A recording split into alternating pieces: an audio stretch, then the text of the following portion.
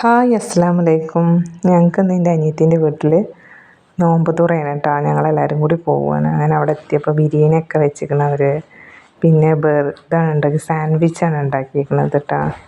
പിന്നെ ഒരു കൊക്കവടക്കുള്ള ഉള്ളിയൊക്കെ വെട്ടി വെച്ചിരിക്കണത്. ഞാൻ പോയിട്ട് കൊക്കവടൊക്കെ കുഴച്ച് ഓരോന്ന് ഉണ്ടാക്കണത് നോക്കിയിരിക്കുകയാണ് കേട്ടോ. മോള് പിസ്സ ഉണ്ടാക്കണത് നോക്കിയിരിക്കുകയാണ് മോള്.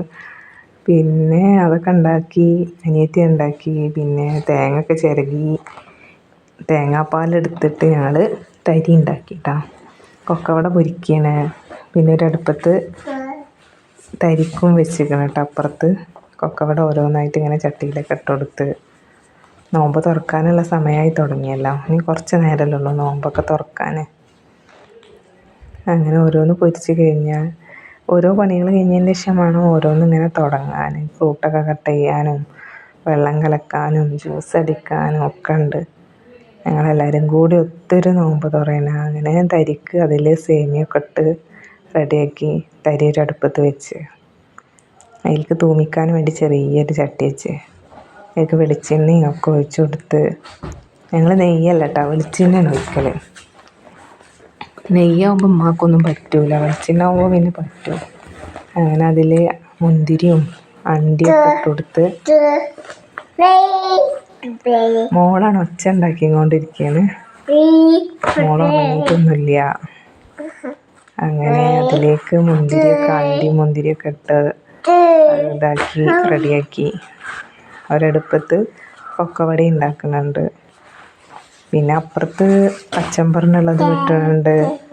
പിന്നെ ഫ്രൂട്ട് വെള്ളം കലക്കാനുള്ളതൊക്കെ റെഡിയാക്കിക്കൊണ്ടിരിക്കുന്നുണ്ട്. നോമ്പ് തുറക്കാൻ ഇനി കുറച്ചൊരു അരമണിക്കൂറായിട്ടേ ഉള്ളൂ. അങ്ങനെ തരിക്കുള്ളത് തൂമിച്ച് വെച്ച് ഇതാ ഫ്രൂട്ട് കിട്ടണത്. ഇത് ജ്യൂസ് അടിക്കാനായിട്ട് കയ്യിൽ ചക്കരമത്തനെ ഞങ്ങൾക്ക് കഴിക്കാനുള്ളത്. അവരെല്ലാവരും കാത്തിരിക്കുകയാണ് നോമ്പ് തുറക്കാനും വേണ്ടിയിട്ട്. ഒരാളിതാ ഒളിച്ചിരിക്കണ്, ഒരാളിതാ കുപ്പായം കൂടി ഇടാതെ. എന്തിനാ കോഴിയൊക്കെ കായം തേച്ച് പൊരിക്കാനും വേണ്ടി അടുപ്പത്ത് വെച്ചിട്ടാ.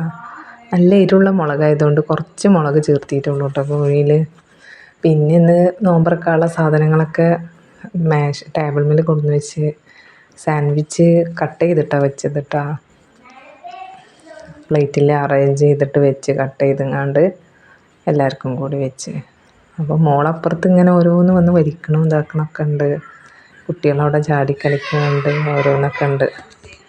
പിന്നെ അങ്ങനെ എല്ലാവരും കൂടി നോമ്പറക്കുമ്പോൾ ഒരു രസമാണല്ലോ.